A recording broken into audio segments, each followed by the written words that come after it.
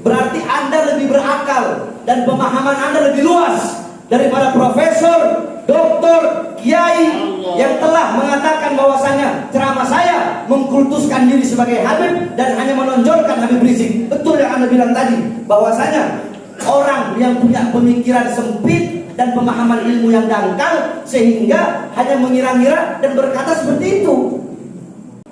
Walau kulta Muhammad jadi, dan kalau engkau berkata Muhammad kakekku, kenapa engkau penjarakan aku?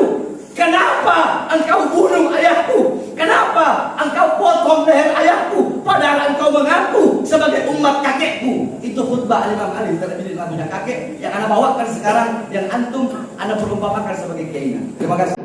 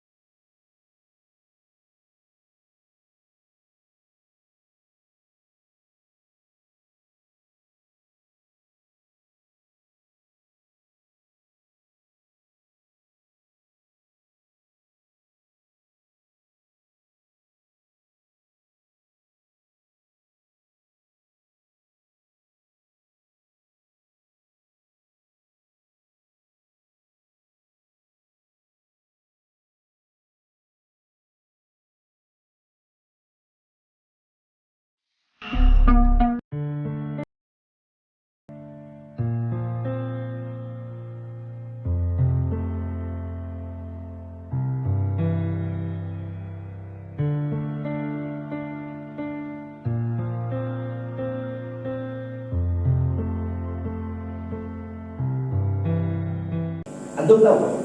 Ada lagi nama lain dari Mekah yang saya kasih ilmu juga. Ummul Hulum. Ummul Hulum itu nama lain daripada Ka'bah, bukan Mekah. Jadi Ka'bah itu punya 3 nama. Ka'bah, Ummul Hulum, sama Bakkah. Di Bakkah, di Mekah.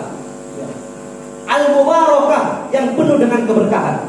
Apakah ayat tersebut berarti Allah mengkultuskan Ka'bah? Dan apakah berarti tempat-tempat yang lain tidak berkah? Jawab. Apakah Allah mengkultuskan Ka'bah?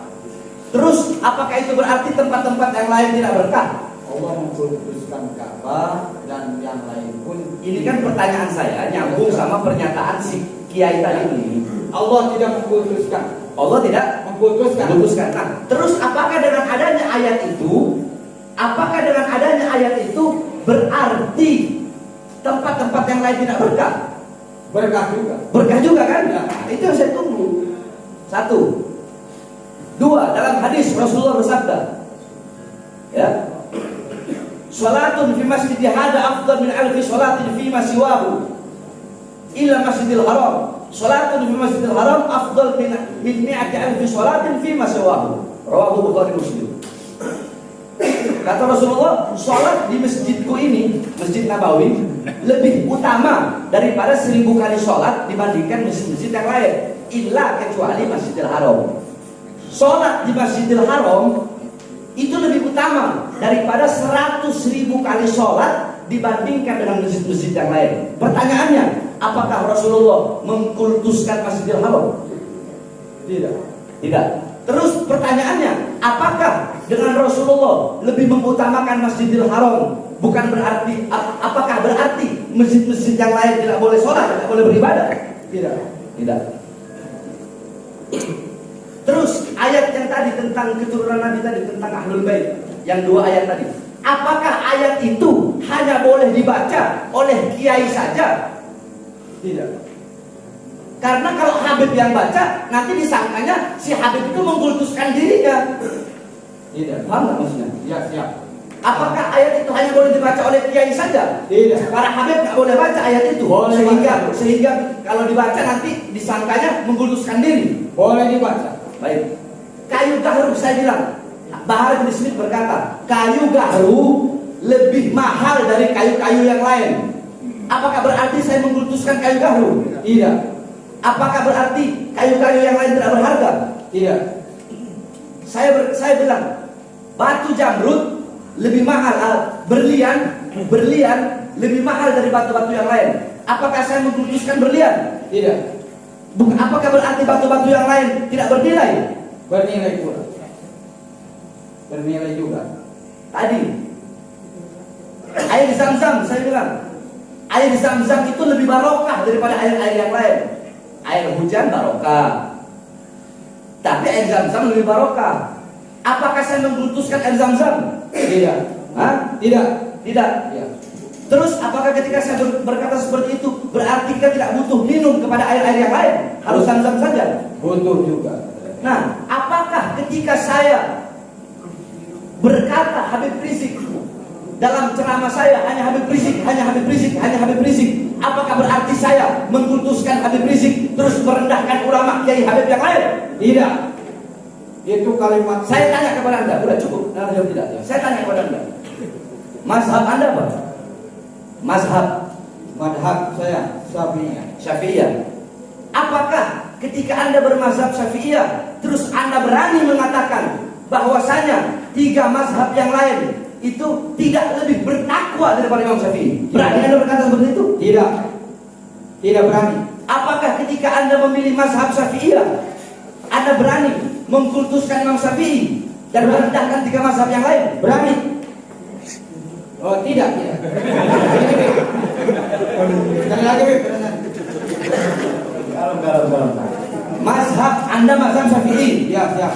Mazhab Syafi'i. Kan kita punya 4 mazhab. Ya. Anda mazhab Syafi'i. Ya. Ya kan?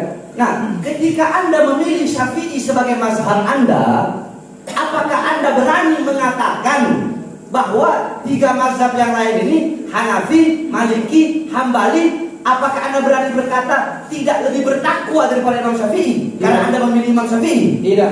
Tidak. Iya, itu jawabannya seperti itu. Ya. Ya. Berarti Anda lebih berakal dan pemahaman Anda lebih luas daripada profesor, doktor, kiai yang telah mengatakan bahwasanya ceramah saya mengkultuskan diri sebagai Habib dan hanya menonjolkan Habib Rizik. Betul yang Anda bilang tadi, bahwasanya orang yang punya pemikiran sempit dan pemahaman ilmu yang dangkal sehingga hanya mengira-ngira dan berkata seperti itu. Sekarang yang terakhir, Anda tahu kenapa kok iblis itu dimasukkan, iblis dilaknat oleh Allah? Karena kesombongannya. Sebelumnya iblis itu apa? Jadi pemimpin para malaikat yang ibadah. Hah? Sekali lagi, Bib.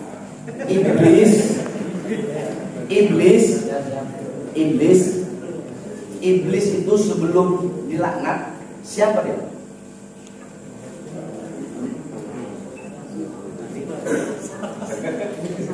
Baik. Malaikat juga. Ya, orang yang abid juga, yang beribadah juga. Iblis itu, ya. Iblis itu di langit pertama namanya Alim, di langit kedua namanya Zahid, di langit ketiga namanya Warih, di langit keempat namanya Abid, terus sampai langit ketujuh namanya Azazil. Al-Imam Ibn Mundir, tahu Imam Ibn Mundir? Beliau ahli bahasa. Ya. Al-Imam Ibn Mundir berkata, Azazil itu dari kata iz, kehormatan, fadl, keutamaan, yakni orang yang Allah berikan kehormatan, kemuliaan, yaitu iblis. Dia malaikat kalah ibadahnya, pemimpin para malaikat. Keilmuannya malaikat kalah sama iblis. Tapi kenapa iblis dilaknat oleh Allah? Iblis dilaknat oleh Allah hanya gara-gara 1 kali pembangkangan atas perintah Allah bersujud kepada Nabi Allah. Padahal iblis tahu yang suruh itu Allah, bukan enggak. Iblis tahu enggak yang nyuruh Allah? Saya tanya, jawab. Iblis tahu enggak kalau yang nyuruh sujud itu Allah? Ya. Tahu kan? Ya. Sebagaimana si kiai ini tahu ayat-ayat Quran tadi. Ini saya kasih Anda Si kiai-kiai tadi tahu ayat Quran itu, sebagaimana iblis tahu perintah Allah sujud kepada Adam. Tapi karena hasudnya iblis, makanya ada makalah ya. Inna awwala maksiatin fil sama al-hasad wa awwalu maksiatin fil dunya al-hasad. Maksiat pertama di langit itu hasud, dan maksiat pertama di bumi itu hasud. Di langit hasudnya iblis, di bumi hasudnya si Qabil. Karena hasudnya iblis, riaknya iblis, sombongnya iblis, sehingga dia mengabaikan perintah Allah yang menyuruh sujud kepada Nabiullah Adam, padahal dia tahu Allah yang telah memberikan dia kedudukan yang tinggi di sisinya. Nah, inilah yang banyak diikuti, ya, yang banyak diikuti oleh orang-orang karena pemahaman yang sempit, sehingga menafikan apa-apa yang ada dalam Al-Quran yang telah jelas-jelas nyata. Karena apa? Hasud, sombong, dan riaknya. Bagaimana pendapat Anda? Iya. Udah, dia aja. Jadi kalau tadi pengacara ngomong, Anda banyak ngeluarin dalil. Kalau Anda ngomong, Anda pak ngeluarin dalil. Masya Allah. Apa yang sudah bisa saja jadi hilang sama.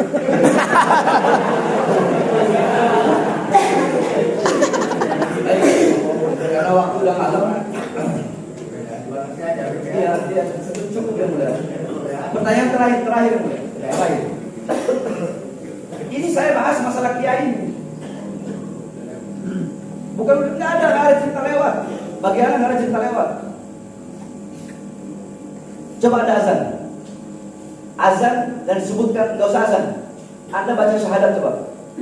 Yang keras. Asyhadu an la ilaha illallah wa asyhadu anna Muhammadar Rasulullah. Stop. Asyhadu anna. Sebutkan yang keras. Sesungguhnya aku bersaksi tiada Tuhan selain Allah, dan aku bersaksi bahwa Nabi Muhammad adalah utusan Allah. Muhammad jadak atau jaddi. Muhammad kakek ente atau kakek anak? Muhammad kakeknya engkau atau kakeknya saya? Jaduka. Apa artinya? Kakek Habib. Hah? Kakek saya? Kakek Habib. Di sini saya ingin menginginkan Anda jadi saksi jadi kiai yang kemarin ya. Ini perumpamaan aja. Enggak, sebentar. Ini terakhir, udah final terakhir. Anda ceritain jadi kiai yang kemarin. Udah ada kiai yang memberatkan. Kiai yang ngomong tadi mengkultuskan diri sebagai Habib. Asyhadu anna Muhammad Rasulullah. Coba sebut lagi. Asyhadu anna Muhammad Rasulullah. Asyhadu anna Muhammadar Rasulullah. Muhammad jaddak au jaddi. Muhammad kakekmu atau kakekku?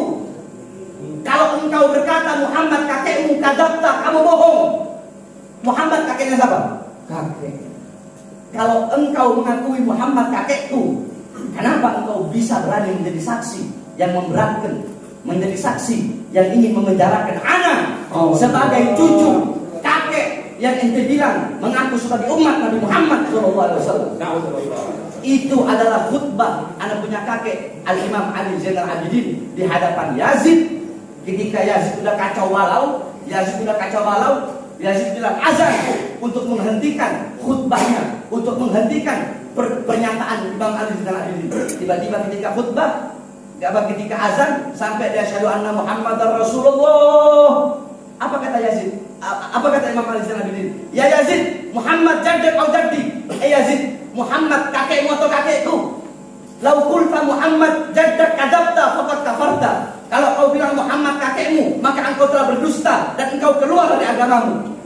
Walau qulta Muhammad jaddi, dan kalau engkau berkata Muhammad kakekku, kenapa engkau penjarakan aku? Kenapa engkau bunuh ayahku? Kenapa engkau potong leher ayahku? Padahal engkau mengaku sebagai umat kakekku. Itu khutbah Imam Ali Zainal Abidin punya kakek yang Anda bawakan sekarang, yang antum Anda perumpamakan sebagai kiainya. Terima kasih. Assalamualaikum warahmatullahi wabarakatuh guys. Gue dapat kiriman kaos nih, keren ya. Tulisannya Pure Blood, ada dua warna ya, ada warna hitam tulisan putih dan warna putih tulisan merah. Bahan kainnya enak dan ini dari pureblood.forever ya. Ini akun IG-nya, langsung kalian follow IG-nya, Instagram-nya, dan kalian bisa pesan di situ ya. Dan itu katanya hasil penjualannya bisa dibantukan untuk perjuangan kita melawan mandatory vaksin. Stay healthy, stay pure blood. Stop Stop mandatory vaksin. Merdeka, Allahu Akbar.